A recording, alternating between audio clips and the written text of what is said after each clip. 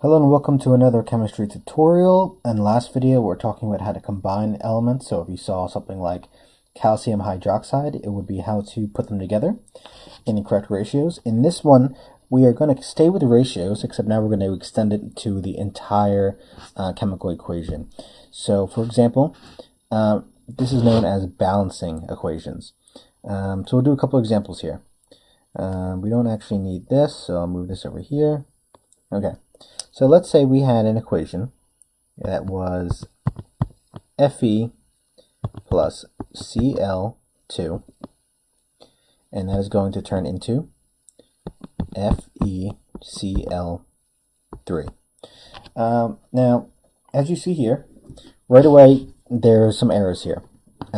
This is kind of like a very generic formula saying that if you combined iron, so iron right here, with chlorine, you're going to make iron trichloride. So, not trichloride, trichloride. So, this is kind of good if you want to quickly tell someone like, oh, to make water, you just combine hydrogen and oxygen, that sort of thing. However, this isn't really good for when you actually want to make the product. For example, if somebody gave you a recipe for a cake, if they told you, to make a cake, it's eggs and like batter and stuff like that. If they didn't tell you how many eggs you needed and how much sugar you needed, and also if they didn't even tell you how much cake it made, it'd be kind of disastrous. So same deal here. We want to make sure that everything is correct, and you know that it's not correct because as you see here, this chlorine has 2, and this chlorine over here, there's 3.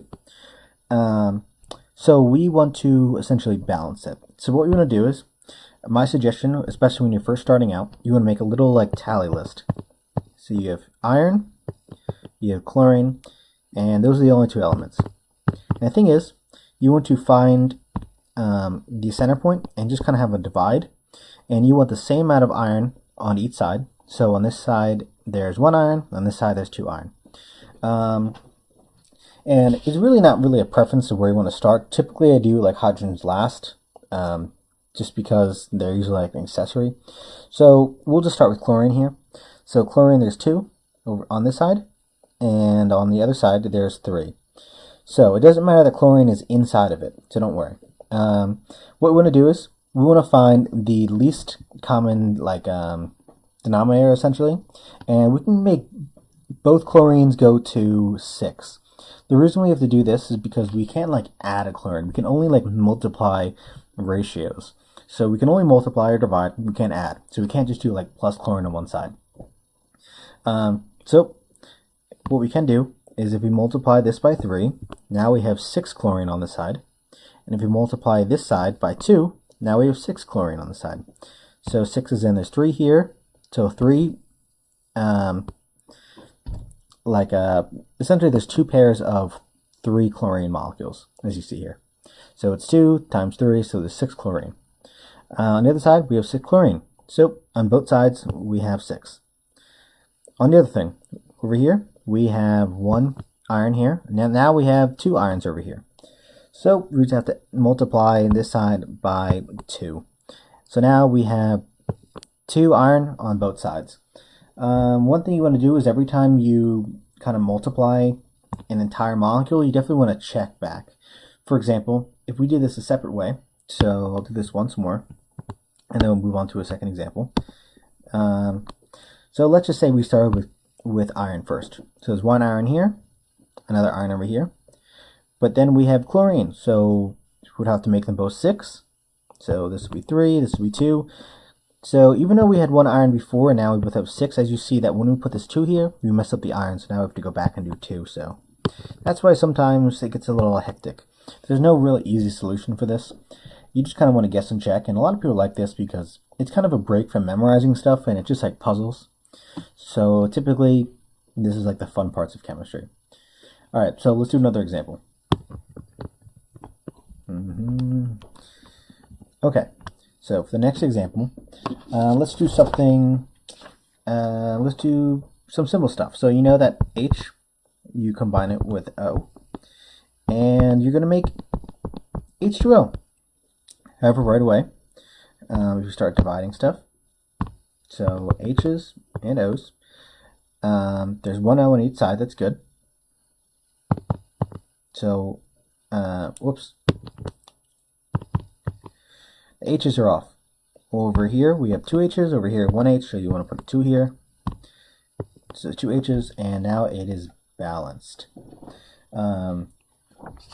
Okay. Let's do another one. One thing you could do is oxygen, and that is going to turn into ozone. So ozone, just O3, it's kind of one thing you have to kind of memorize. Teachers won't really ask it on tests unless they introduce it and make you memorize it, but it's good to just kind of learn that O3 is ozone. So oxygen to O3, you might wonder, real quick little aside, how this happens. Oxygen, if you just put electricity through it, you can make ozone. So one way that ozone is created on Earth in our atmosphere, because remember we're always putting holes in the ozone layer with chemicals and all that, is lightning. So every time lightning kind of shoots through the air, it's always hitting oxygen molecules and making ozone. Also, another thing, laser printers do this. So if you ever go to like a library printer or a school printer and it has a weird funny smell in it, that's because the lasers, when it's printing, is hitting oxygen and making ozone. So that's a weird smell. You also don't want to breathe that in because ozone is a little toxic in large quantities. So don't be putting your head in any lasers or anything. Okay, so basically it's O2, and then you add electricity. There's a little electricity, and then you're going to make ozone. So the common denominator here is multiply this by 3, so there's 6 on this side. Multiply this over here by 2, so there's 6 on this side. It's done. Let's do a couple more. Okay, let's do another example here. We'll do S minus 2 plus I2 turns into I minus and S. Okay, so let's check here. Again, just for clarity's sake, we have an S and we have I's on one side. We have an S on each side, so that is good. Now on this side we have 2 I's and 1 I. So let's do a 2 here. So we have 2 I's on each side. Okay, and that about rounds this one up. We'll do combine the two in the next video. Okay, thanks for watching.